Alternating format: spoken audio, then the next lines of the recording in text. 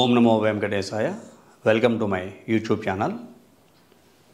Thumbnail చూడగానే మీ అందరికీ subject ఏమిటి అనేటువంటిది అర్థమై ఉంటుంది. గురుమూఢమిలో గురుదోషాలను పోగొట్టుకునేటువంటి అద్భుతమైన రోజు. మరి ఈ గురుమూఢంలో గురుదోషాలు తొలగించుకోవడానికి ఎలాంటి అవకాశాలు మనకు ఉన్నాయి, అది ఏ రోజు అనే విషయం గురించి పూర్తిగా తెలియజేసుకుందాం. గురుదోషము అంటే అత్యంత భయంకరంగా ఉంటుంది. ఈ దోషము ఏ రాశి వారికైనా ఉండొచ్చు, ఏ నక్షత్రంలో పుట్టిన వారికైనా ఉండొచ్చు. ఒక్కొక్క రాశికి ఈ గురుడు ఒక్కొక్క స్థానాధిపతి అవుతాడు. దానిని బట్టి కొంతమందికి ఆర్థికమైన సమస్యలు ఉంటాయి, కొంతమందికి ఆరోగ్యపరమైన సమస్యలు ఉంటాయి, కొంతమందికి విద్యాపరమైన ఆటంకాలు ఉంటాయి, కొంతమందికి భార్యాభర్తల మధ్యన రిలేషన్స్ బాగోవు, కొంతమంది అత్యంత భయంకరమైన అలవాట్లకి లొంగిపోయి ఉంటారు, కొంతమంది మూర్ఖులుగా ప్రవర్తిస్తారు, వాహన ప్రమాదాలు కొంతమందికి అవుతూ ఉంటాయి, కుటుంబం సుఖశాంతులతో కొంతమందికి ఉండదు, ఏది మాట్లాడినా తగులు తంటాలు కొంతమందికి వస్తూ ఉంటాయి, కొంతమందికి ఎంత హెల్ప్ చేసినా విలువ ఉంచుకోరు వాళ్ళు. ఇట్లా చెప్పుకుంటూ వెళ్తే గురు సంబంధమైన దోషాలు. ఇంకా బంగారాన్ని ధరించేటువంటి అర్హతను కోల్పోతారు. టన్నుల కొద్దీ బంగారం ఇంట్లో ఉంటుంది, కానీ ఏమాత్రం చిన్న బంగారం వస్తువైనా ఒంటి మీద ధరించేటువంటి అర్హత లేకుండా వాళ్ళు ఉంటారు. బంగారం ధరించలేరు, ఇనపెట్టుల్లో మూలుగుతూ ఉంటుంది బంగారం, ఎంత ఆస్తి ఐశ్వర్యం ఉన్నా సరే గురుదోషం ఉంటే. అలాగే మాటలు సరిగ్గా మాట్లాడలేరు, ఆలోచన కూడా బాగోదు, మూర్ఖంగా మొండితనంగా, ఇలాగ అనేక రకాల అవలక్షణాలు కలిగిన వ్యక్తులుగా గురుశాపం వల్ల గురుదోషం వల్ల మనుషులు కనపడుతూ ఉంటారు. అలాగే తల్లిదండ్రుల యొక్క శాపాలు, మాతృదోషము పితృదోషము, దీన్నే మాతృశాపము పితృశాపం కూడా అంటూ ఉంటాం. అలాగే భ్రాతృదోష శాపాలు, అన్నదమ్ముల యొక్క శాపాలు దోషాలు, అలాగే అక్కచెల్లెల ద్వారా వచ్చే శాపాలు దోషాలు, స్నేహితుల ద్వారా వచ్చే శాపాలు దోషాలు. ఇలాగా మనస్ఫూర్తిగా ఎవరన్నా మనసులో తిట్టుకున్నా సరే అది కూడా కొంతమంది శాపంగా మారుతూ ఉంటుంది. తరతరాలుగా వచ్చేటువంటి దోషాల్లో ముఖ్యంగా గురుదోషము, దైవదూషణ, మాతృదోషము, పితృదోషము, వీటిని శాపాలుగా మళ్ళా చెప్పుకుంటూ ఉంటాం. ఇలాంటివి ఈ దోషాలు శాపాలు తొలగించుకోవడానికి ఈ 2024 సంవత్సరంలో మే నెల ఒకరోజు చాలా అద్భుతమైన అవకాశాన్ని ఇవ్వబోతోంది. ఆ రోజు గురుమూఢమిలో కూడా ఉన్నది. గురుమూఢమిలో అందులో కృత్తికా నక్షత్రంలో గురుడు సంచరిస్తూ ఉన్నాడు, అదే కృత్తికా నక్షత్రంలో శుక్రుడు సంచరిస్తున్నాడు, అదే కృత్తికా నక్షత్రంలో రవి కూడా సంచారం చేస్తున్నాడు. అదే వైశాఖ శుద్ధ పౌర్ణమి గురువారం, మే నెల 23వ తారీఖు విశాఖ నక్షత్రంతో కూడి ఉన్న పౌర్ణమి. అంటే విశాఖ నక్షత్రం వైశాఖ మాసంగా చెప్పుకుంటాం. పౌర్ణమి నాడు విశాఖ నక్షత్రం ఉంటే వైశాఖ మాసం అని, పౌర్ణమి నాడు చిత్త నక్షత్రం ఉంటే చైత్రమాసం అని, పౌర్ణమి నాడు శ్రవణ నక్షత్రం ఉంటే శ్రావణ మాసం అని.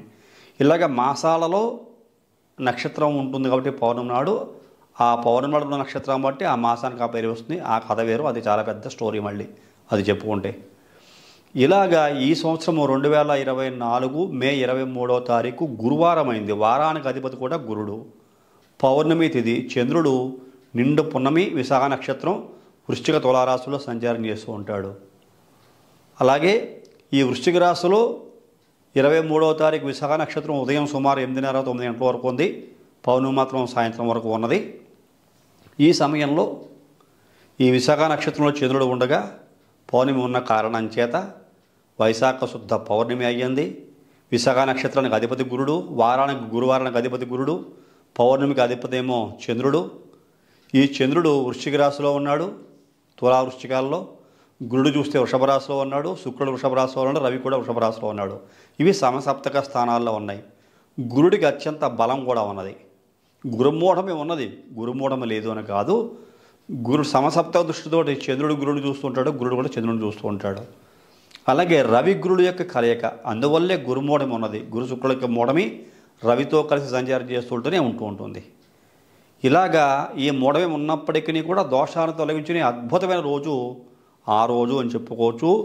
ఎవరైతే నేను చెప్పిన ఈ గురు సంబంధమైన దోషాలు శాపాలతోటి, మాతృ సంబంధమైన దోషాలు శాపాలతోటి, పితృ సంబంధమైన దోషాలు శాపాలతోటి, ఇంకా ఇతరత్ర అనేక దోషాలు శాపాలతో బాధపడుతూ ఉంటారు.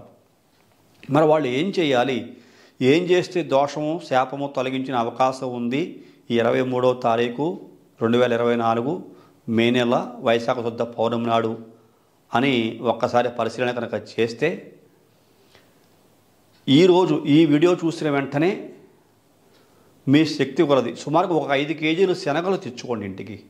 అవి ఏ రకమైన శనగలైనా పర్వాలేదు, శనగలైతే చాలు. కాబూలి శనగలైనా పర్వాలేదు, మామూలు శనగలైనా పర్వాలేదు, మీ శక్తి కొలది శనగలు తెచ్చుకొని పసుపు రంగు వస్త్రం ఉండాలి కట్టుకోవడానికి. పట్టుబట్ట శక్తి ఉంటే పట్టుబట్ట.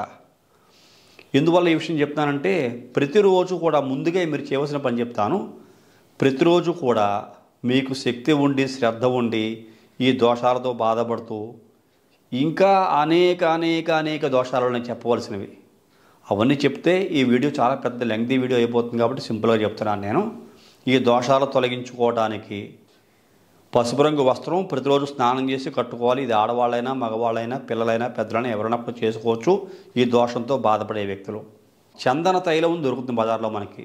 చందన తైలాన్ని తెచ్చుకొని పసుపు రంగు ఒత్తులు 5 ఒత్తులు ప్రమిదలో వేసి, ఈ ప్రమిద మీ శక్తి కొలది వెండిది కానీ బంగారంది కానీ రాగిది కానీ ఇత్తడిది కానీ లేకపోతే మట్టిది కానీ, స్టీలుది ఇనుముది మాత్రం పెట్టకండి.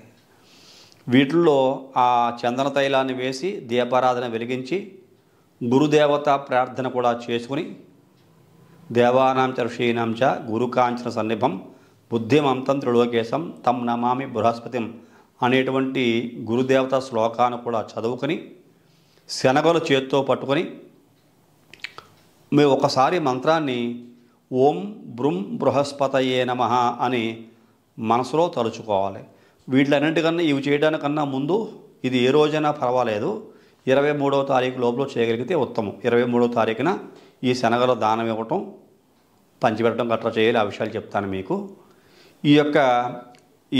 ఇవి చేయడానికన్నా ముందు శుభ్రంగా స్నానం చేసి పసుపు రంగు బట్టలు కట్టుకొని, అవి పట్టువు కానీ మామూలు కానీ పసుపు రంగు ఉంటే చాలు, ఏవైనా పర్వాలేదు. ఆ పసుపు రంగు బట్టలు కట్టుకొని ఉత్తర దిశగా కూర్చొని గంధాన్ని నుదుట బొట్టు పెట్టుకుని కుంకుమ బొట్టు పెట్టుకోవడానికి అందమైన పెట్టుకుని దీపారాధన వెలిగించిన తర్వాత ఈ చందన తైలంతో 5 ఒత్తులు వేసి దీపారాధన వెలిగించిన తర్వాత ఉత్తర దిశలో ఆ దీపారాధన ఎదుర్కొంటూ కూర్చుని వెండి పళ్ళెం కానీ బంగారు పళ్ళెం కానీ రాగి పళ్ళెం కానీ ఇత్తడి పళ్ళెం కానీ లేకపోతే స్టీలు వాడద్దు, లేకపోతే మట్టి మూకుట్లో ఈ శనగలు చేత్తో పట్టుకుని మీకు శక్తి కొలది భక్తి శ్రద్ధలతోటి ఓం బ్రుం బృహస్పతయే నమః అని మంత్రం చదువుకుంటూ కొద్దిగా శనగలు తీసి ఆ మట్టి మూకుట్లో వేసి విడిగా వేస్తూ ఉండండి ఈ 5 కేజీల శనగల్లోంచి. ఇంకా శక్తి ఉండి చేయగలము అనుకుంటే ఈ ప్రక్రియ ఎవరి కోసం ఎవరైనా చేయొచ్చు. మీ పిల్లలు దూర ప్రాంతాల్లో ఉన్నారు, వాళ్ళు అనేక రకాల సమస్యలతో గురు సంబంధమైన మాతృ సంబంధమైన పితృ సంబంధమైన దోషాలతో బాధపడుతున్నారు అంటే కనుక వాళ్ళ కోసం కూడా చేయొచ్చు. ఇంట్లో తల్లి తండ్రి అలాగే తాతయ్య నాయనమ్మ అమ్మమ్మ తాతయ్య ఎవరైనా కూడా చేయొచ్చు, పర్వాలేదు. శ్రేయోభిలాషులైనా చేయొచ్చు, స్నేహితులైనా చేయొచ్చు, ఆ వ్యక్తి మేలు కోరుకునే వ్యక్తులు. కాకపోతే ఇక్కడ ఈ దోష పరిహారం చేసేటువంటి వ్యక్తులు సంకల్పం చెప్పుకోవాలి. మమ ఆసంచితకృత గురుదేవతా దోష పరిహారార్థం గురు శాప విమోచనార్థం మాతాపితృ శాప దోష నివారణార్థం అని చెప్పుకొని అప్పుడు ఈ దేవానాం చ ఋషీణాం చ గురుకాంచన సన్నిభం బుద్ధిమంత త్రిలోకేశం తం నమామి బృహస్పతిం అని చెప్పేసి ఈ గురుదేవత శ్లోకాన్ని చదువుకుని మమ సమస్త దోష పరిహారార్థం అని చెప్పుకుని యథాశక్తి మంత్ర జపం కరిష్య అని చెప్పేసి నీళ్లు ముట్టుకొని అప్పుడు ఈ శనగలు చేత్తో పట్టుకొని హృదయానికి అద్దుకొని కొద్దిగా ఆ మంత్రజపం ఓం బ్రహ్మ బృహస్పతియే నమః అని చెబుతూ ఆ పక్కనున్న పాలికలు వేయండి. అలా మీరు 108 సార్లు చేయండి, 1000 సార్లు చేయండి, ఎన్నిసార్లు చేయండి. మీరు 23వ తారీఖు నాటికి ఈ 5 కేజీల శనగలు చేసేసేలా ఉండాలి. అది మీరు ఎప్పుడు ప్రారంభం చేస్తారో కౌంట్ గుర్తుంచుకోండి. ఇవాళ ప్రారంభం చేశారనుకోండి, ఇవాళ ప్రారంభం చేసిన రోజుకి 23వ తారీఖు ఎన్ని రోజులు ఉంది, 5 కేజీల శనగలు మనం డైలీ ఎన్నిసార్లు జపం చేస్తే మనం కంప్లీట్ చేయగలుగుతాము అనేది మీరు అవగాహన వచ్చి ఉండాలి. అలా వచ్చి 5 కేజీల శనగలు 23వ తారీఖు నాటికి కంప్లీట్ చేసుకొని ఈ వైశాఖ శుద్ధ పౌర్ణమి గురువారము, విశాఖ నక్షత్రంతో కూడి ఉన్న పౌర్ణమి గురువారము. ఆ రోజున మాతాపితృ శాపమే కాకుండా స్త్రీ సంబంధమైన సప్తమాతృక దోషాలు కూడా తొలగిపోతాయి ఇలా చేయటం వల్ల. ఎందువల్ల అంటే ఒకే నక్షత్రంలో 3 గ్రహాలు ఉన్నాయి. శుక్రుడు, గురుడు, రవి. రవిని పితృగ్రహంగా చెప్తాం, తండ్రిగా చెప్తాం. చంద్రుడేమో మాతృగ్రహంగా చెప్తాం. ఈ రవి చంద్రులు సమసప్తక స్థానాల్లో, చంద్రుడేమో వృశ్చిక రాశిలో ఉంటే రవి వృషభ రాశిలో కృత్తిక నక్షత్రంలో ఉన్నాడు. చంద్రుడు విశాఖ నక్షత్రం గురుని యొక్క నక్షత్రంలో ఉన్నాడు. ఇదే కృత్తిక నక్షత్రంలో శుక్రుడు, స్త్రీ సంబంధమైనటువంటి గ్రహము శుక్రుడు, చాలా అద్భుతమైనటువంటి ధన కనుక వస్తు వాహన ఇంకా అనేక రకాల కళలకి అధిపతి చంద్రుడు, శుక్రుడు కూడాను. ఇలాగా గురుడు ఆజ్ఞాకారక గ్రహం, కమాండింగ్ పవర్సు, అలాగే సమస్తమైన ఆయురారోగ్య ఐశ్వర్యాలతో పాటుగా విద్యాబుద్ధులు, జ్ఞానము, వివేకము, విచక్షణ, ఇంకా అనేక శుభయోగాలు కలిగించేటువంటి శుభగ్రహము గురుడు. ఈ దోషాలన్నీ కూడా తొలగిపోతాయి ఇలా చేసుకోవటం వల్ల. ఇంకా గురు సంబంధించిన దోషమే కాదు, శుక్రదోషం ఉంది. శుక్రుడు, గురుడు, రవి కూడా ఈ ఒకే నక్షత్రంలో సంచారం చేస్తున్న కారణం చేత బొబ్బర్లు కూడా చేయొచ్చు. ఓం బృం బృహస్పతయే నమః అనే మంత్రంతో బొబ్బర్లు కూడా మీరు ఈ విధంగా జపం చేయొచ్చు. అవి కూడా వేరే పళ్ళెంలో వేసుకుని, వేరే మట్టి పాలికలో వేసుకుని. అలాగే రవికి సంబంధించిన దోషం ఉంటే అలాగే గోధుమలు ఓం ఐం హ్రీం సూర్యాయ నమః అంటూ ఈ రవికి సంబంధించిన దోష పరిహారం చేసుకోవచ్చు. చంద్రుడు కూడా దోషప్రదుడుగా ఉంటే ఓం సోం సోమాయ నమః అనేటువంటి మంత్రంతో ఈ యొక్క చంద్రుడికి జపం కూడా చేసుకోవచ్చు ధాన్యంతో. ఈ రకంగా చేసుకోవచ్చు. ఆ రకంగా చేసుకోవడం వల్ల ఈ రవితో కలిసి ఉన్న గురు శుక్రులకు మూఢాలే కాకుండా స్త్రీ శాపాలు, సప్తమాతృక దోషాలు, గురుదోషాలు, మాతాపితృ దోషాలు, దైవనింద, ఇట్లా అనేక దోషాలు తొలగించుకొని మీ వ్యక్తిగత జాతకాల్లో ఉండే గ్రహ దోషాలు కూడా తగ్గుముఖం పట్టి 7 జన్మలుగా ఉండేటువంటి దోషాలు కూడా తొలగి, మాతాపితృల యొక్క శాపాలు కూడా తొలగి, ఇంకా అనేక శాపాలు తొలగి సుఖశాంతులతో జీవించే అవకాశము ఇలా చేసే ప్రతి ఒక్కరికి కలుగుతుంది. మరి ఇప్పుడు పౌర్ణమి వచ్చింది, 23వ తారీఖు వచ్చింది అనుకుందాం. గత కొత్త రోజులుగా మీరు చేస్తున్నారు. అలాగా 5 కేజీల శనగలు ఈ రకంగా జపం చేసి కంప్లీట్ చేశారు. ఉత్తర దిశగా కూర్చొని దీపారాధన చేసుకుంటూ ఉదయం పూట 23వ తారీఖు నాడు ఈ శనగలన్నీ కూడా అంతకుముందు ఒకరోజు 22వ తారీఖు 20వ తారీఖు నానబెట్టి, ఆ నానబెట్టిన కొద్దిగా శనగల్ని ఆవుకు తినిపించండి. ఇది ఒక ప్రక్రియ. అందులో ఒక భాగం కొద్దిగా ఆవుకు తినిపించండి. అలాగే కొన్ని శనగలు నానబెట్టి పోపు వేయండి. ఉడకబెట్టి పోపు వేసి ప్రసాదంగా పరమేశ్వరుడికి కానీ, ఇంకా వేరే గురుదేవత స్వరూపుగా దక్షిణామూర్తికి కానీ, దత్తాత్రేయుడికి కానీ నివేదన చేసి ప్రసాదంగా భక్తులకి పంచిపెట్టచ్చు. మీరు దగ్గరలో ఉండే దేవాలయంలో కూడా ఇవ్వచ్చు. ఇది ఒకటి. బ్రాహ్మణులకు ఆకేసి దక్షిణ తాంబూలాలతోటి, పసుపు రంగు వస్త్రాలతోటి ఈ శనగల్ని దానం కూడా ఇవ్వచ్చు. అదొక ప్రక్రియ. ఈ 3 కూడా చేయొచ్చు. ఆవుకు తినిపించవచ్చు, ఇక్కడ ప్రసాదంగాను పంచిపెట్టవచ్చు.